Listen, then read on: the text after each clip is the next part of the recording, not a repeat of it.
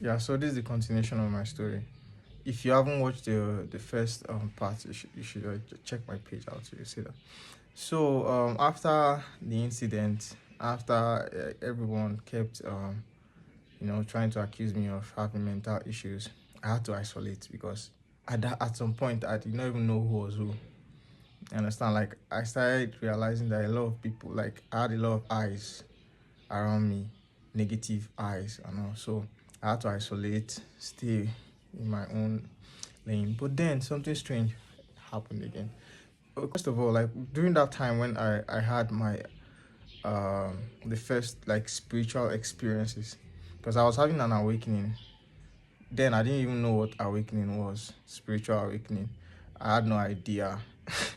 So the experiences made me to make like research and that was what made me to like find out like there was something called spiritual awakening because I had never known anything about that before.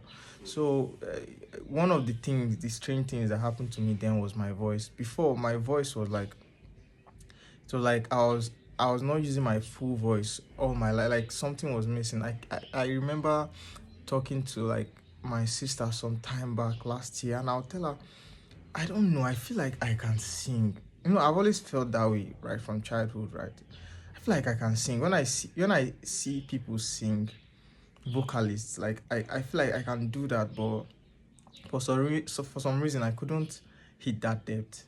You understand? As if something was blocking me. So by the time I started having those like spiritual experiences, when I started having my awakening, my voice came out properly. It happened at once. One day I was just sitting down. It was like I started having like downloads from the universe that there is an inner voice that needs to come out. Like I started noticing that there's a voice inside that is kind of silent. So I had to like bring it out. And this thing happened in the presence of two of my guy, like my guy and his brother.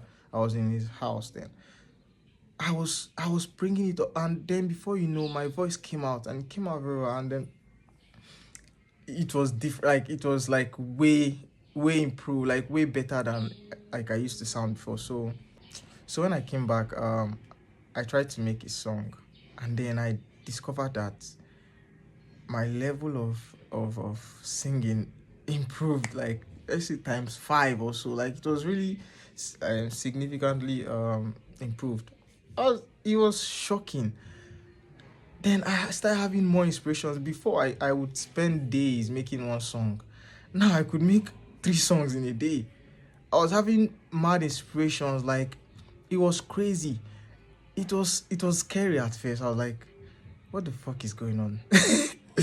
Sometimes I would look myself in the mirror and say, who the fuck are you? Like it was like I didn't even know who the fuck I was all these years of my life. Yeah, so I started sharing some of these songs with my close ones, friends.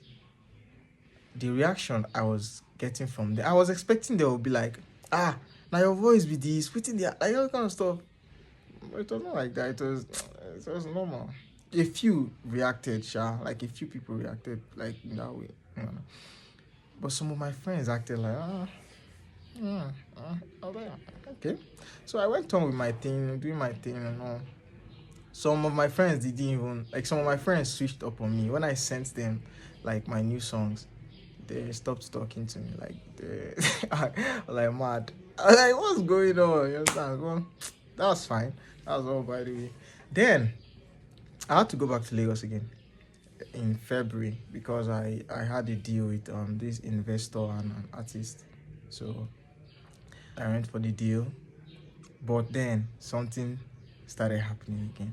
First of all, when I went back to Lagos, I made sure I was very observant to see like whether that stuff was still happening. You understand the attack and all, but it wasn't happening when I went back to Lagos until one day. And okay, before I even get there, while working with the investor and the artists, they started moving weird. They started doing some. I'll go in detail in this. Like I'll go in detail in this, like in another video. But I just want to brush this through before I start going in details, like in everything. There's so much to say. You understand? So when they started moving weird, I noticed that they were trying to do this destiny swap magic on me, like using voodoo and all this kind of stuff. They were trying a lot of stuff on there. So it wasn't working.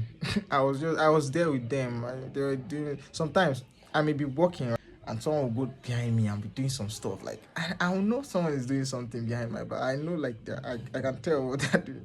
Right, but I'll just keep quiet because I know it will not work. They tried a lot of stuff, it didn't work. So the investor got frustrated. He started his narcissistic traits started coming out so much. And when I gained my awakening, I started noticing narcissistic traits in people. So when he started reacting that way, I had to like leave the man's house. I left the place.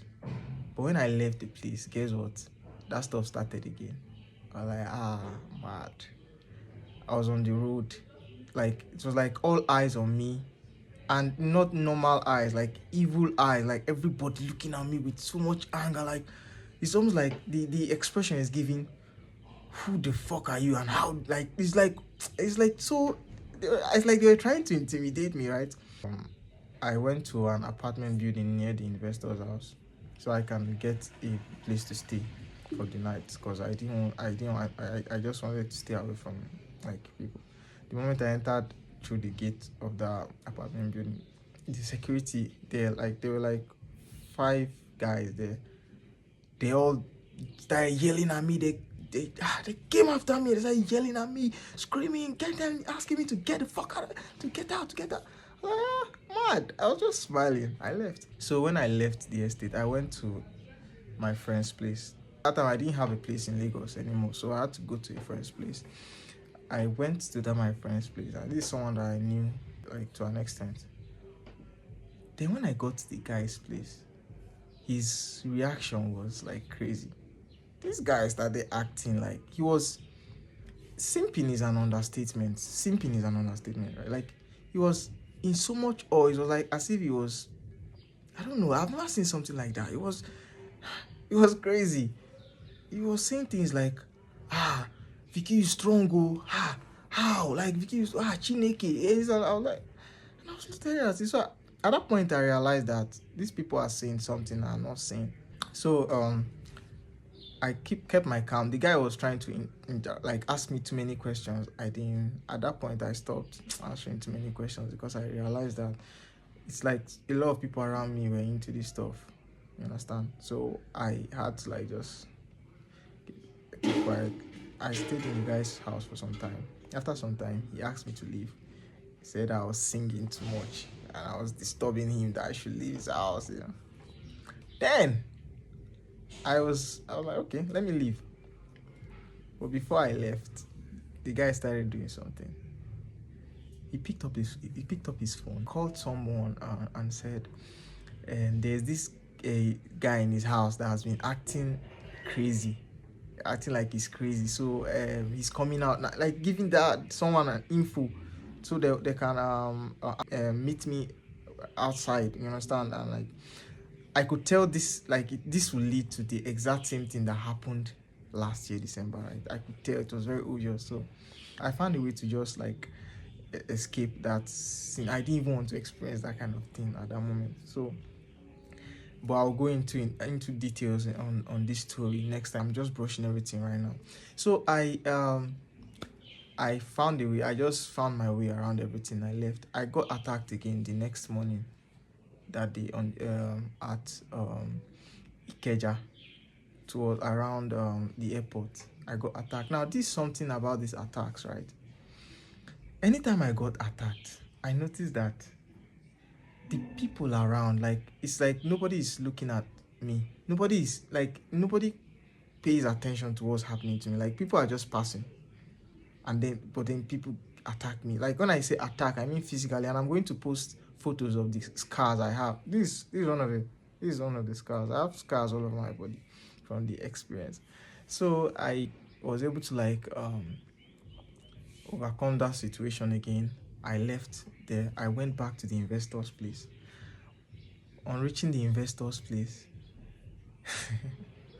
the first thing the investor did when he came back home and they told him I was back, he attacked me. Like, he was like, "Baby, you dey mad?" He ran upstairs. Like, I don't know what he went to do upstairs. He came back down and he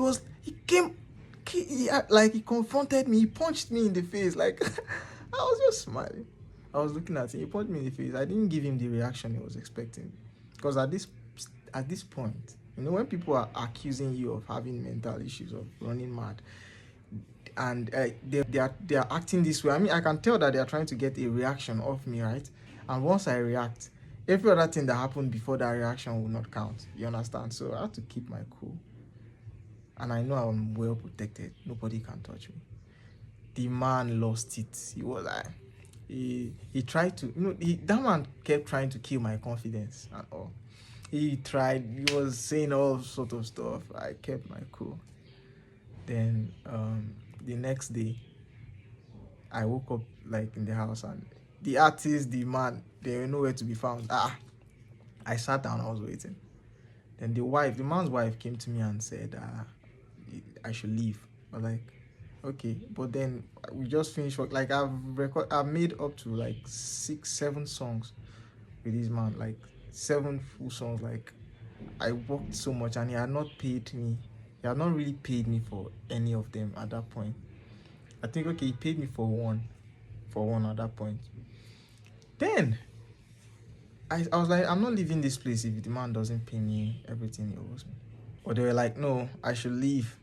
That they want to flee this house. And when they are saying these things, their face is like, they look so troubled. So she was asking me to leave. That they asked me to leave. I said, I'm not leaving. The man had to call her phone. I was like yelling. Then he was now speaking to me through her phone. I was like, threatening me that he will bring the police to arrest me, that you arrest me, that I should get out of here. He called me names and all that kind of stuff. You know, the thing was getting so intense. I was like, okay, let me just leave this place.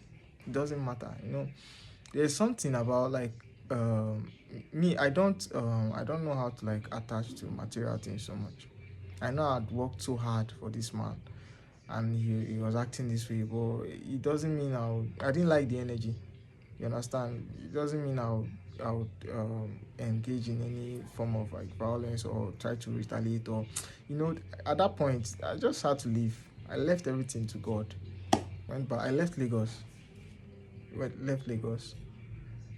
Came back to Enugu, and then I kept doing my stuff, making my music, you know. And then I was having a lot of inspirations as well. So then, crazy enough, this same thing that happened in Lagos still happened in Enugu here. Happened in Enugu here, in in this place I live. Like I still saw same thing, same traits. So I started making a lot of research, and I found out.